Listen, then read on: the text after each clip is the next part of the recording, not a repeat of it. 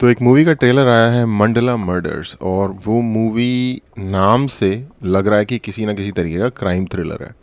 और crime thriller एक ऐसा जॉनर है जिसमें कि बहुत कम, पहली बात तो शायद मूवीज़ ही आती हैं। अगर आप ओवरऑल देखो बॉलीवुड में ratio, the number of movie produced और उसमें से जो रेशियो क्राइम थ्रिलर का है वो आई थिंक कम होता है रिलेटिवली जितना होना चाहिए। और सेकेंडली जो होता भी है उसकी क्वालिटी थोड़ी सी क्वेश्चनेबल है। इस क्योंकि ये नेटफ्लिक्स ने प्रोड्यूस किया और जब से नेटफ्लिक्स आया है सीन के ऊपर तो एटलीस्ट कुछ चीज़ों में लाइक सिनेमेटोग्राफी वगैरह और इन चीज़ों पे काफ़ी लाइक आपको इम्प्रूवमेंट देखने को मिलती है। तो एनीवे ट्रेलर देखते हैं और मे बी शायद ये इंटरेस्टिंग हो। ओके, मैं कई बार चेक करना भूल जाता हूँ कौन है एक्टर। ओके ठीक है, वानी कपूर तो आई थिंक एक रणवीर सिंह की एक मूवी के में साथ में आए थे, और वैभव राजगुप्ता मुझे पता नहीं है, सुरवीन चावला वो हैं, पंजाबी मूवीज़ में स्टार्ट किया था इन्होंने और उसमें भी थी। अच्छा, नेटफ्लिक्स के साथ इनका शायद कोई अच्छा रिलेशनशिप होगा क्योंकि इसमें भी थी ये सीक्रेट गेम्स में। मंडला मर्डर्स। अच्छा, एक और चीज़ लग रही है इस नाम से कि ये शायद किसी ट्रू स्टोरी पे भी बेस्ड हो। चरणदासपुर कहते हैं यहाँ के जंगल में एक प्राचीन यंत्र है जिसमें अपने अंगूठे की आहुति दो। मैं वरदान प्राप्त हुआ तो जो चाहे वरदान पा सकते हो। ये हमारी इन्वेस्टिगेटिंग ऑफिसर है एसपी रिया थॉमस। मेरा नाम गगन सिंह, दिल्ली पुलिस। अच्छा, इसका नाम है वो विजय राजगुप्ता। ओके ठीक है, मैंने विजुअली मैं जानता हूँ इन एक्टर को, नाम नहीं पता था। कुछ दिन पहले घाट पे एक लाश मिली और फिर ये दो ब्रूटल मर्डर्स और हर विक्टिम का एक बॉडी पार्ट मिसिंग। ओह, दो बार ऑफिसर्स दोनों सिर्फ हमारे ही मर रहे हैं। हमें पूरा हक है सवाल पूछने का। केस इतना सीधा लगता उतना है नहीं। There's gotta be something more to it. ये जो मर्डर्स हो रहे हैं इनका संबंध एक मंडल से है। ऐसे 5 मर्डर्स और होने वाले हैं। छाया को उपासक शैडो वर्शिपर। सारे मर्डर सत्यकम आहुति। वो भी बहुत अच्छा एक्टर है, बहुत अच्छे एक्टर हैं। पंचायत वाले यार प्रधान जी। मालूम होती, लेकिन अगर हमने ये सिंबल्स डिकोड कर दिए तो हम ये जान सकते हैं कि अगला खून किसका होगा। और ये वो है जो उसमें होता है गैंग्स ऑफ वासेपुर में दोस्त। वो यही है।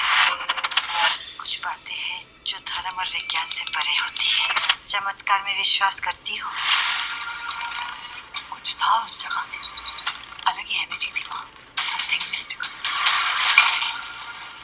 जब ओह, तक इस मंडल की गुत्थी पूरी तरह से नहीं सुलझती मैं चैन से नहीं बैठूंगी।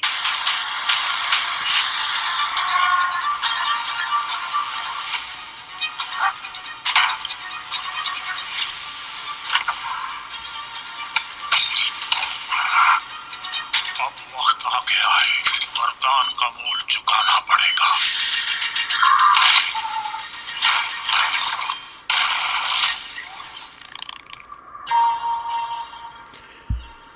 ओके तो इस टाइप के जो सीन होते हैं वो आपको ना पूरा स्टोरी से निकाल देते हैं और थोड़ा सा आपका दिमाग घूम जाता है कि यार ये क्यों आपने किया।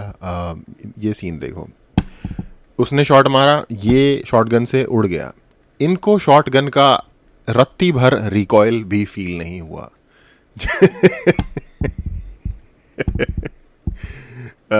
आप पूरी स्टोरी में फोकस्ड हो और एक ऐसा सीन आएगा बीच में जो कि आपको अबे एनीवे ठीक है, पता है क्या, अगर मोशन में हो ना इंसान या थोड़ा सा टेढ़ा मेढ़ा हिल रहा हो, कुछ हो रहा हो, तब अगर रिकॉइल आप ना शो करो ना तो फिर भी समझ आता है। स्ट्रेट लाइन बॉडी है और ज़ीरो रिकॉइल है, बहुत बढ़िया भाई।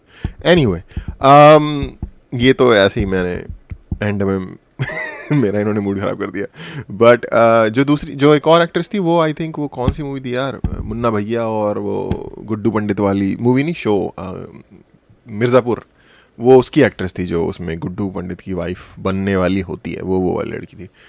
ओके, तो सर काफ़ी सारे लोग हैं, बट इन्होंने आई थिंक तीन ही, आई थिंक जो बड़े, I guess more established actor हैं उनके नाम दिए हैं। दूसरी बात ये यार, आई डोंट नो, जो इन्होंने main lead role, main investigating officer का वानी कपूर को रोल दिया है,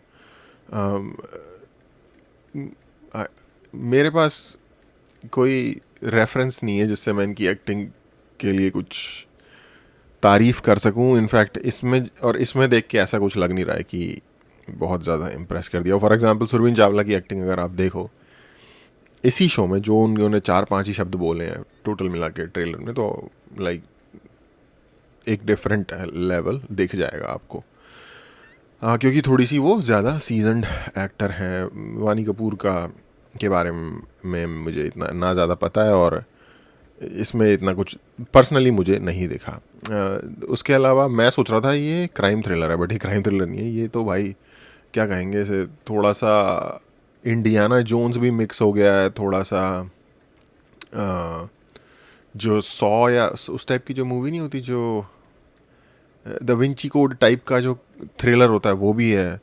हॉरर का भी एस्पेक्ट आ गया इसमें, क्राइम थ्रिलर हॉरर, ये तीनों ही चीज़ें आ गई हैं। और इसके अलावा इसमें थोड़ा सा सुपर नेचुरलिज्म भी आ गया है, और इसमें थोड़ा सा हिस्टोरिकल कॉन्टेक्स्ट जो उसमें था, जो कन्नड़ की मूवी आई थी कुछ दिनों पहले, नहीं, कुछ 2-3 साल पहले जो मूवी आई थी, जो कंतारा वाला भी एस्पेक्ट आ गया है थोड़ा, ठीक है। उसमें थोड़ा सा फिर पॉलिटिकल एस्पेक्ट भी आ गया है, तो काफ़ी सारी चीज़ें। आई डोंट नो इसको आप किस कैटेगरी में डालोगे, क्राइम थ्रिलर हॉरर और सुपर नेचुरल, इसकी कैटेगरी में डाला। हॉरर तो सुपर नेचुरल आ ही जाता है जब आप हॉरर बोल देते हो, तो I guess crime thriller horror type की है। और ओके, चलो ठीक है, एक्टर वगैरह थोड़े से हल्के या रह गए हो, कोई बात नहीं, लेकिन और आई डोंट नो ये मूवी है या शो है, ऑफिशियल ट्रेलर लिखा है, तो आई एम गेसिंग कि ये एक मूवी होगी। इसके अलावा और तो कुछ नहीं, आई डोंट नो जो भी ये है। बट जो इन्होंने अटेम्प्ट किया है ना, वो मुझे कूल लगा भाई, क्योंकि फालतू का लाइक ज़बरदस्ती की गुंडागिरी जब भी यूपी वगैरह का दिखाते हैं, तो एक सेट पैटर्न, एक क्लीशेज वाली काइंड ऑफ बैक स्टोरी दिखा देते हैं। ठीक है, थोड़ा नेता लोगों का वो दिखाया है, क्योंकि आई थिंक ये जो है सुरवीन चावला कैरेक्टर है, ये एक नेता है, और ये जो है ये एक पुलिस वाली है। अच्छा, इसमें एक और एक ना स्टोरी का एक पैटर्न होता है, जिसमें एक क्राइम होता है किसी जगह, और वहाँ एक नाइव सा ऑफिसर जाता है जो कि जस्ट लाइक रुकी ऑफिसर है, just out of the training है, और वो फिर डिस्पाइट ऑल ऑड्स उस सारी चीज़ को सॉल्व करता है।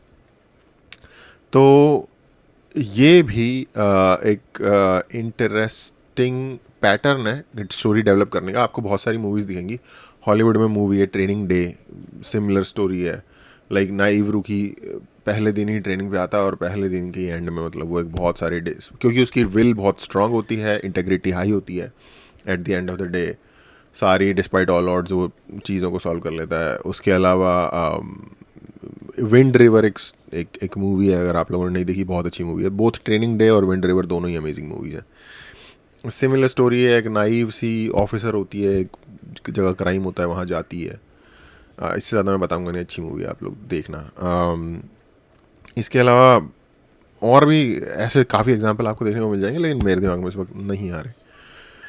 तो काइंड ऑफ वो वाला भी एस्पेक्ट इन्होंने ऐड किया है उस चीज़ के अंदर।